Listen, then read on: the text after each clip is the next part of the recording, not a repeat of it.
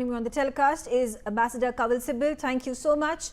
My first question, sir, to you about the statements that have been made by India's permanent representative to the United Nations, P. Harish. She's called out Pakistan for sponsoring terrorism that has targeted Indian civilians for decades. More than 20,000 of them killed, whether it is the 26/11 Mumbai attacks or the Pahalgam April 22nd, 2025 attacks. Pakistan being a non-permanent member of the UNSC this year, does it have any impact or any veto against India in what is being played out in the UNSC, and even before that, the closed-door consultations that had taken place earlier at Pakistan's behest? Look, this issue of Pakistani terrorism against India is a long-standing one. And we've made very strong speeches in the UN for many years. So this is not the first time that we are outlining what Pakistan has been doing with regard to inflicting terror mayhem on India for decades. In fact, we've made stronger statements than this in the past. The difference is that the world is now recognizing more the fact that Pakistan links with terror are a reality, and they are not trying to obfuscate that or disregard that. The UN Security Council's press statement that came after the attacks in Pahalgam is very clear in this regard, because they have not only very strongly condemned terrorism, but also asked for those who were responsible for this attack to be brought to justice. Now, the unspoken thing in that is that the only people who can be brought to justice, the only way to bring them to justice is either India takes the kind of action it did and attacked terror hubs, or Pakistan identifies them, tries them publicly, and satisfies the international community that these people have been dealt with in accordance with law. Now,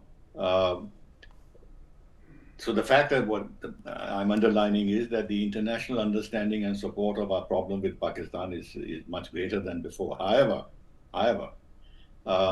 no country is openly going to support India's military action against Pakistan, because then there are fears that this may go out of hand, it may escalate, China may get involved, or the nuclear weapon could be potentially used if it goes out of hand. And therefore, all of them will advocate restraint and dialogue and a peaceful solution to differences and this and that. Even our friends have done that. If you look at the G7 statement, you look at French, German, or other statements, they're all along the same line. Strong condemnation of terrorism without linking it to Pakistan. But of course, everybody knows that at the back of the mind, Pakistan is being considered the source of this terror, but restrained, so that they don't want to have another conflict in addition to what's happening in Ukraine and in the Middle East. The other very important thing, which is not part of the question you asked me, but I was hearing earlier what was said about the Indus Waters Treaty, that no one has criticized or even commented on India's step to hold this treaty in abeyance, in the context of the fact that because of climate change, there are water issues now emerging in various parts of the world. And this is a very sensitive area in our part of the world, where Himalayan glaciers are melting. There is reduction of flows into the Indus Valley Basin. And yet, nobody on this sensitive issue has said anything about it, perhaps barring Turkey in a very small, indirect way.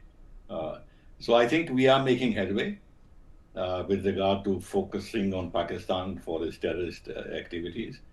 But for us to expect that the international community will back kinetic action against Pakistan, even though some of them will be satisfied that we have done this, would be expecting too much.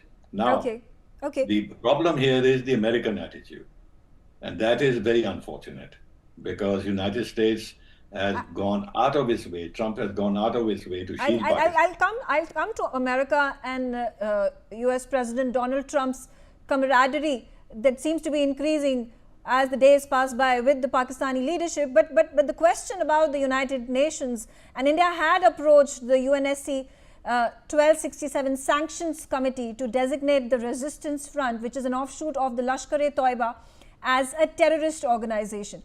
We have been pushing this agenda for the last 2 years now. How long do you think it is going to take for the UNSC to take cognizance and take the action and declare the TRF as an offshoot of the LET and designate it as such? I don't think we'll get an easy solution. If you remember, how long did it take us to declare Jaish-e-Mohammed a terrorist organization? I believe it took us 10 or 12 years. And China always blocked this. And in the case of the Resistance Front, as you know, initially in the document prepared by the UN Security Council with France as the lead, included a reference to the Resistance Front. But Pakistan maneuvered, obviously with the support of China, to get this out because the Resistance Front is linked to Pakistan and they didn't want to accept any indirect linkage to Pakistan. So I think they'll continue, both Pakistan, so long as it is in the Security Council, will not allow this with the support of China. So we shouldn't hold out any hope that the Resistance Front would be declared a terrorist organization under 1267. And I am not even sure today that United States will give us the kind of support we want on designating the Resistance Front as a terrorist organization. Some other countries may support us. France certainly would, but the US attitude would be important, and garnishing and mobilizing that kind of support within the UN Security Council, with China being ready to block this, I think will be a tall task. So we shouldn't be very optimistic about this.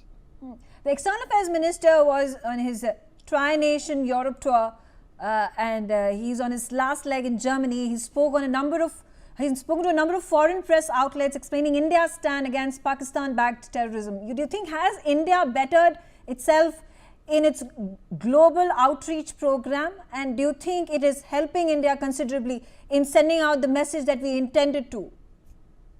Well, you know, earlier on, we were ourselves quite reticent in engaging in this kind of visible diplomatic action to pinpoint Pakistan's involvement with terrorism and the fact that we've been victim for so many years, because we didn't want to internationalize India-Pakistan issues and hyphenate ourselves with Pakistan, because that diminishes us.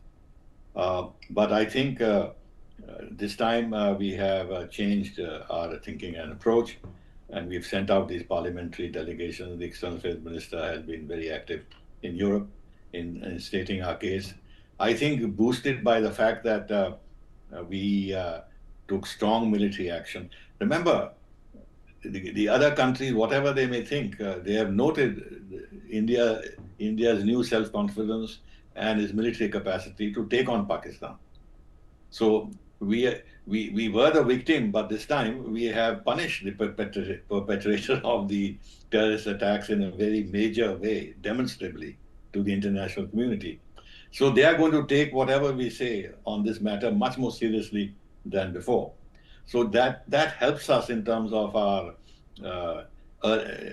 approaching the international community to sensitize them about what Pakistan is doing in the background, which they understand that India can do this again if Pakistan does not stop. And therefore, there's an obligation on their part to also counsel Pakistan and restrain Pakistan, because Pakistan has always been dependent on the international community for sustenance, both military as well as economic. Yeah. And therefore, I think India is now approaching the international community with a new sense of self-confidence, and not that earlier reticence that if we talk too much about our problems with Pakistan on the international stage, we are in a sense equating ourselves with Pakistan and diminishing ourselves unnecessarily. Mm-hmm.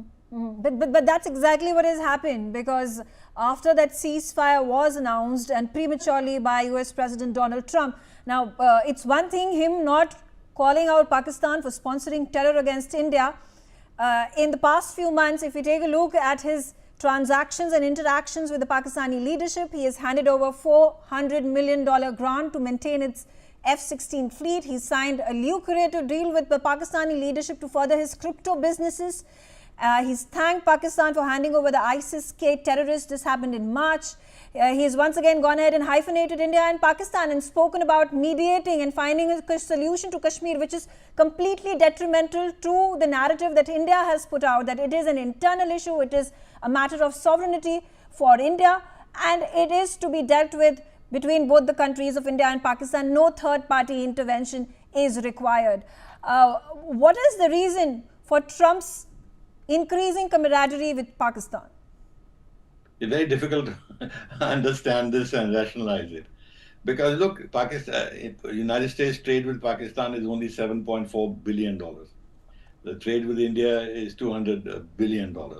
So the economic stakes that United States has in Pakistan are nowhere near the kind of stakes he has in India. And we have agreed when Prime Minister visited US in February that our target would be to increase this trade to $500 billion by 2030. And this apart, the kind of investments that are coming from the United States into India, the technological tie-ups that are being created, the global capability centers that are sprouting in India, largely involving American multinationals, show that the stakes that the US multinationals have in exploiting to the hilt India's human capital is very much a factor which will continue to inform the attitude of the US business towards India, notwithstanding what Trump says. Number two, Trump is applauding the great leadership of Pakistan. I don't know what he has in mind.